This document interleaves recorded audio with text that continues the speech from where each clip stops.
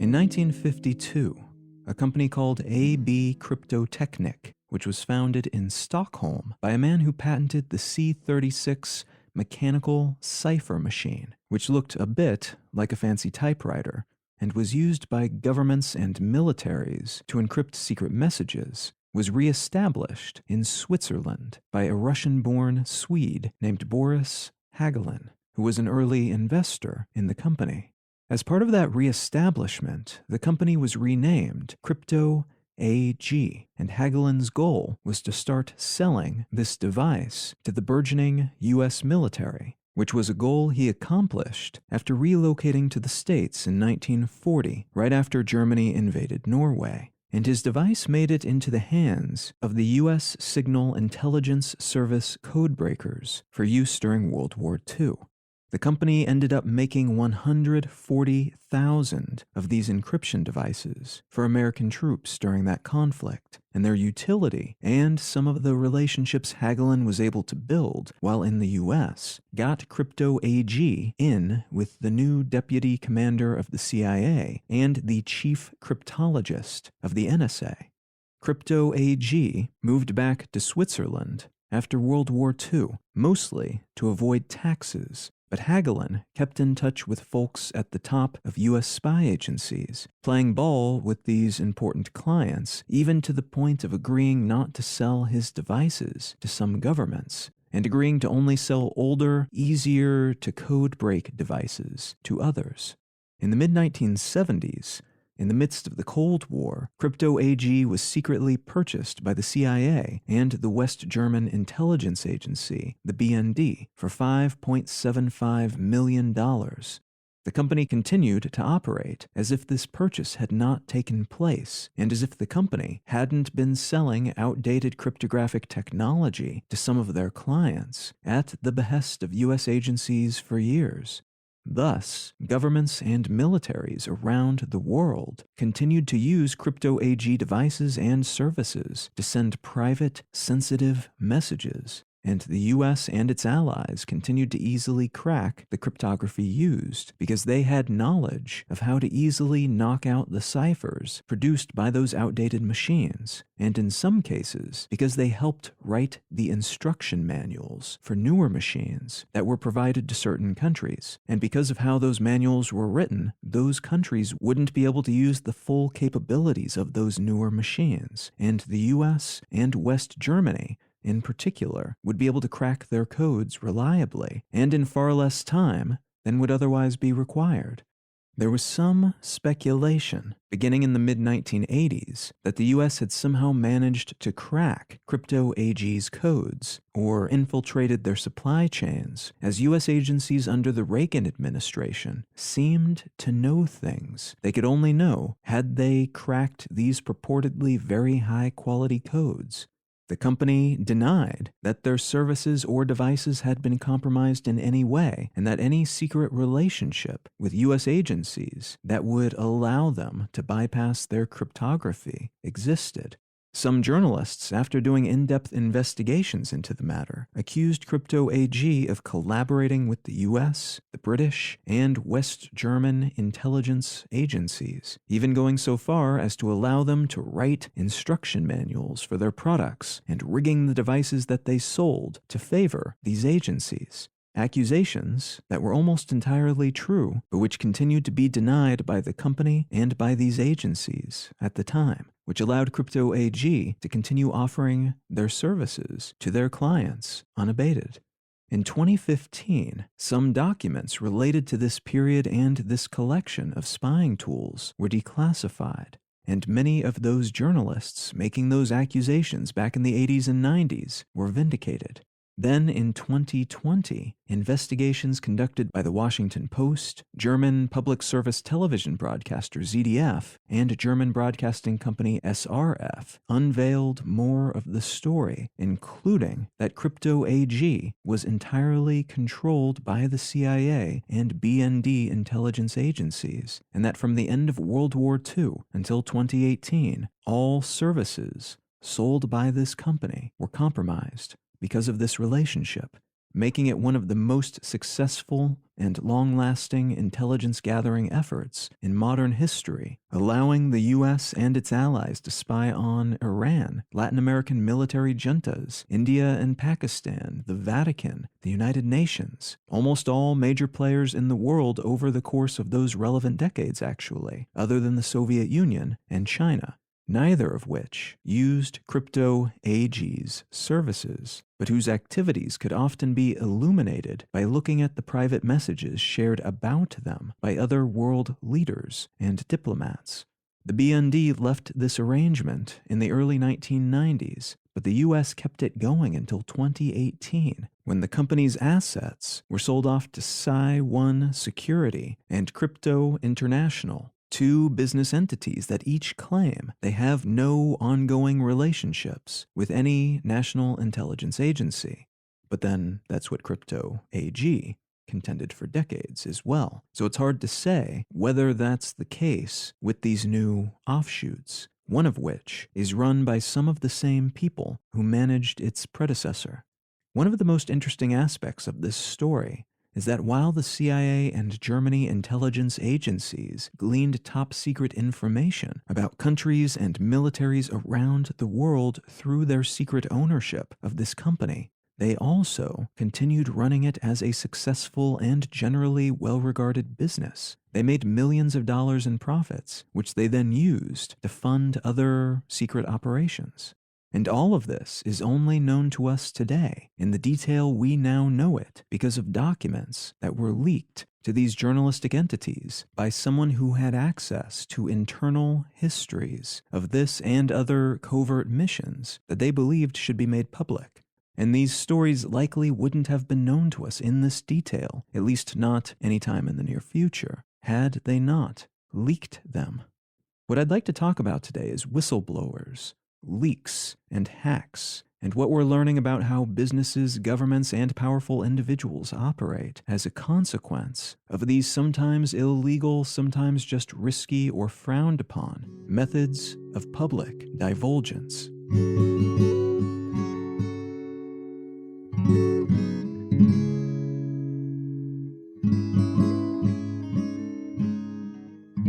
You're listening to Let's Know Things. I'm Colin Wright.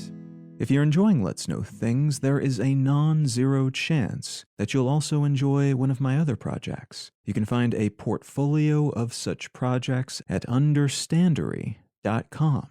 Of particular interest to listeners of this show would be Brain Lenses and One Sentence News, but there might be something else you'll like there too. So give it a look if you have a moment. And if you find something you dig, consider subscribing and or sharing it on social media or with a friend who you think might also enjoy it. A great big thanks to everybody who's already helping to support this show, and thank you in advance if you're considering doing so in the future. All right, let's get back to the show.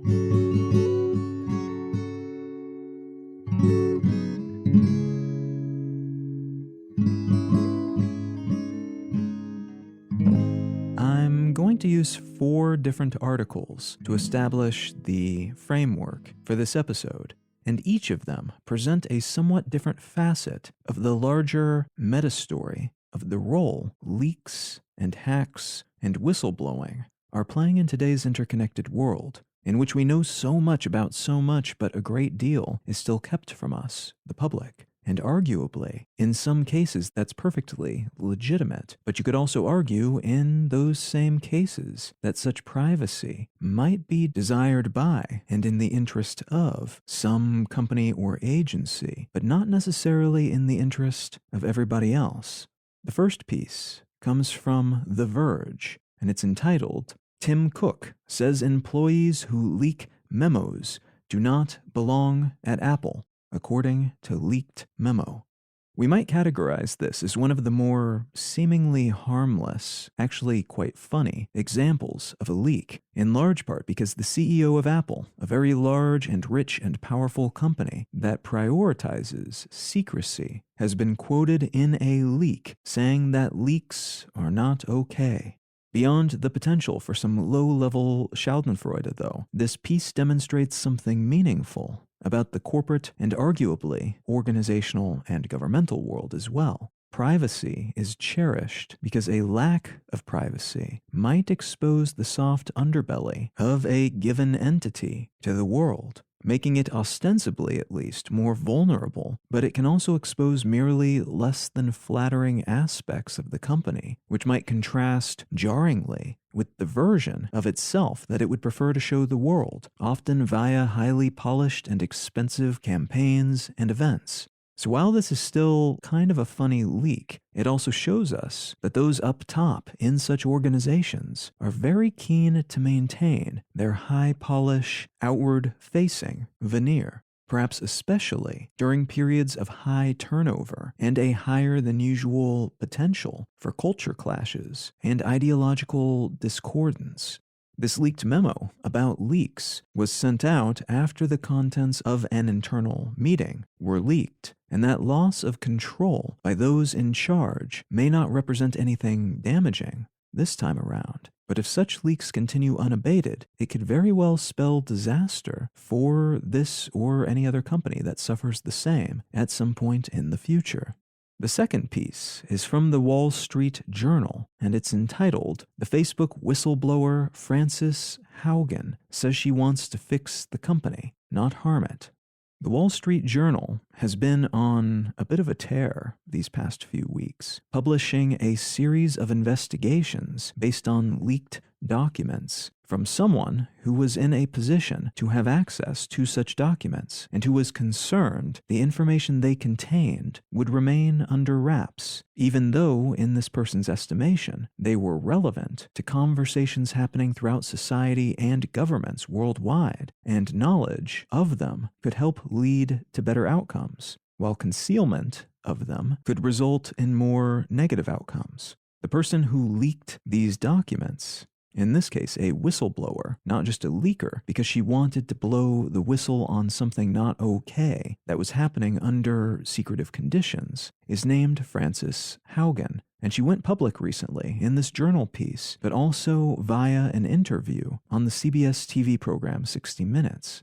Haugen was a product manager at Facebook who helped prevent election interference on the platform. But she resigned and left the company in May of 2021 because, she has said, her group wasn't given sufficient resources to do their job.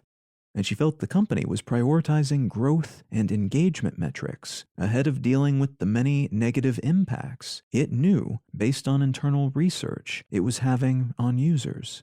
The public and governmental conversation around Facebook and social networks more broadly has been amplified in recent years, in part because of the negative psychological consequences these networks seem to have on some groups of people, but also because of their seeming amplification and enabling of the spreading of misinformation, doxing and harassment, and the organization of various types of criminal network. Before she left, she looked around the company's network for evidence of these sorts of issues, and found a whole lot of data backing up the suppositions being made by other people and groups outside the company that the company itself was aware of but not making public. She leaked these documents and this data to the Wall Street Journal, and they did what journalistic entities do when they receive leaks of this kind. They checked its veracity and launched investigations into the information and claims that they made, discovering, among other things, that Facebook has special rules that they apply to the rich and famous. Their algorithms favor and foster anger and discord, that drug cartels and human traffickers openly use its services, and that Instagram, one of Facebook's popular sub-brands, can have a very negative effect on teenage girls' mental health.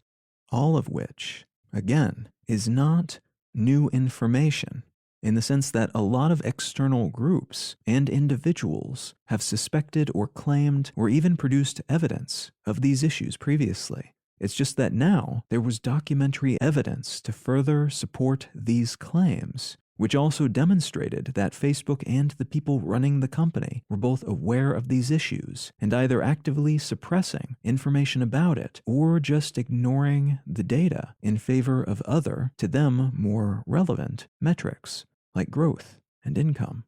The third article comes from the Daily Dot, which has been doing more up-to-the-minute reporting on this particular story than any other entity that I'm aware of, and it's entitled Anonymous Releases Data on Texas GOP in Latest Epik Hack Dump. The hacker collective Anonymous recently perpetrated a hack against a web hosting company called Epik, with a K, which is best known for being willing and perhaps even preferring to host websites for entities that other hosts don't want to deal with, that they don't want any part of. And that includes prominent far-right personality Ali Alexander, who had a slew of domains related to the January 6th attack on the U.S. Capitol building, and who apparently tried to erase his connection to them after things got violent and charges started to be leveled against those involved. And the far-right anti-government organization The Oath Keepers, which apparently had big plans for that January 6th event, most of which, fortunately for those they intended to execute, did not pan out.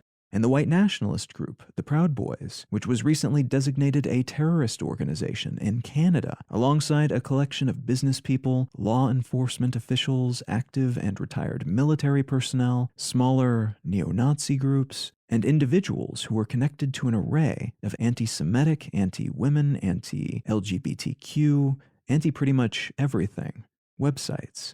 It also hosts, or has hosted, far-right social network Gab, internet forum mostly dedicated to intentionally offensive and hateful materials, 8chan, and a collection of sites dedicated to child pornography.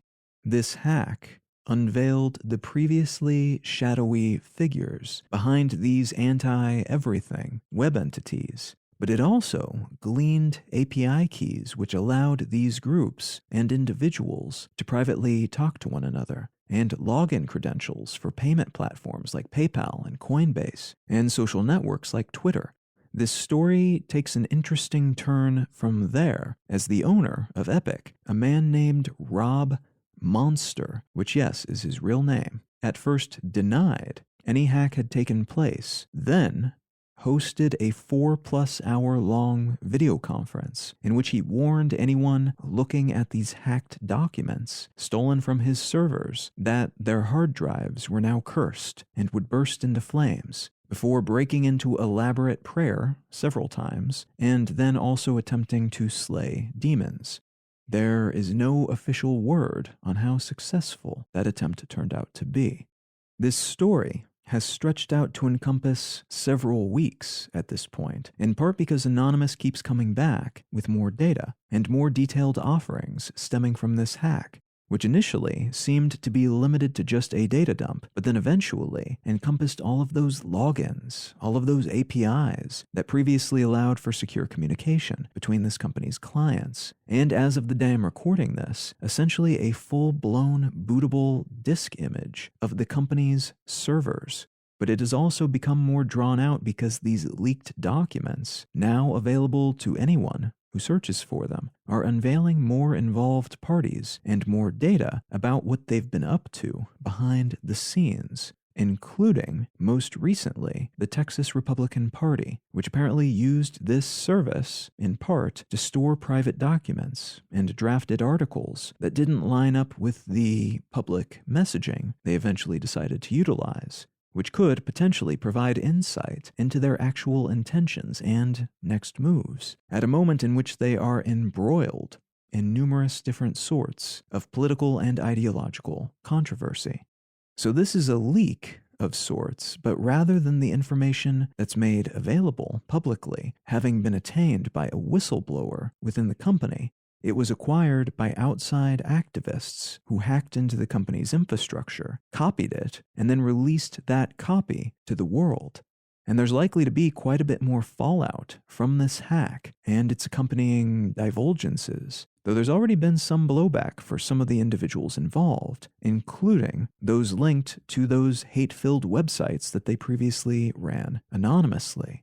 But Epik itself is probably suffering the majority of fallout from this right now, as it's not looking like a terribly secure place to keep such information and to host such files and platforms after having been so publicly and thoroughly owned. And finally, the fourth article comes from the International Consortium of Investigative Journalists, or ICIJ, and it's entitled Pandora Papers, the largest investigation in journalism history, exposes a shadow financial system that benefits the world's most rich and powerful. This is not a single article, but rather an information hub linking to a variety of pieces that have been investigated and which are being written about by more than 600 journalists from 150 news outlets worldwide, using a bundle of more than 11.9 million leaked documents as source material. These documents show how money, real estate, and other such assets are concealed using offshore accounts, and how the secretive offshore tax haven-oriented system works, while also unmasking some of the people and entities making use of it. Among those people and entities are 35 current and former world leaders, more than 330 politicians and public officials in 91 countries and territories, quite a few celebrities and star athletes and criminals and financiers and lawyers and gang leaders, and Vladimir Putin and the King of Jordan and the Prime Minister of the Czech Republic, and the list just goes on and on. Like the Epik hack, this will almost certainly result in a long-term collection of stories, though what's already been published has been interesting, and in some cases very uncomfortable for the people and organizations whose private dealings and investments and money funneling, and in some cases wealth-concealing activities have been outed in this way. This reporting clarifies how the world's rich and powerful are able to play by different rules than the rest of us, how they're able to dodge taxes, legally and illegally, and in some cases what they're doing with wealth that can't be easily accounted for based on the income they supposedly earn from their official responsibilities and activities. This is especially true of current and former world leaders who have been caught with fortunes and assets far exceeding what they've formally said they own in official documents, which begs the question of where and how they've attained this wealth, and what that might mean for the work they're doing, and who might be influencing them monetarily. This leak is a follow-up to 3 other major leaks of similar information: the offshore leaks, the Panama Papers, and the Paradise Papers. But this is the largest such data dump, topping the others in terms of size and scope. And again, not all such activities are illegal. In fact, most such activities are legal, according to the letter of the law. They're just surprising, even shocking, to many people who are not privy to such services, because it flies in the face of the spirit of the law, or because these acts contrast with the claims and ideological positioning of some of these public figures. We don't know who the source or sources are for this particular batch of leaked documents, but it would seem to be another case of someone in a position to have access to such documents, thinking that the public would benefit from being able to see them, despite the entity for which they work probably not benefiting in the same way, similar to what happened with Facebook recently. At the same time, there is a similarity to what went down with Epik here, too, as these documents expose the, at times, bad behaviors of people who are now seeing consequences for what they've been doing behind the scenes, which could in turn change those behaviors. It could change the laws and the regulations related to them, or if nothing else, it could merely expose some bad actors for who they are, attaching their private machinations with their public, usually more polished and socially acceptable face, which is a component of this that lines up a bit with that Apple leak. Leaks and hacks and whistleblowing are contentious, and rightfully so. they can benefit society, and that they can allow us to see more of the substructure underneath what seems like normal reality to most of us. And that can allow us to make better choices, elect better leaders, and so on. They can also, though, harm organizations and individuals whose only crime was to do what everyone else in their economic class is doing. And such divulgences can sometimes cause perceptual harm to people who get caught up in document drops that paint an unclear or inaccurate picture of who they are and why they did what they did. There are a lot of both legal and rational reasons to conceal one's assets, for instance, and that fact can get lost in the larger conversation when most of the focus is placed on the big scandals and bad intentions associated with many of these activities.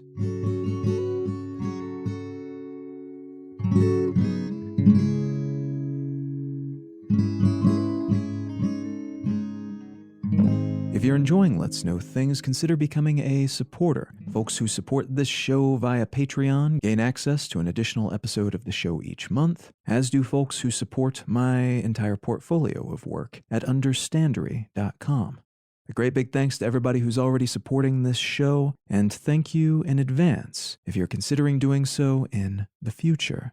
The book that I'd like to recommend today is called The Arab of the Future, A Childhood in the Middle East, 1978 through 1984, a graphic memoir by Riyad Sattouf.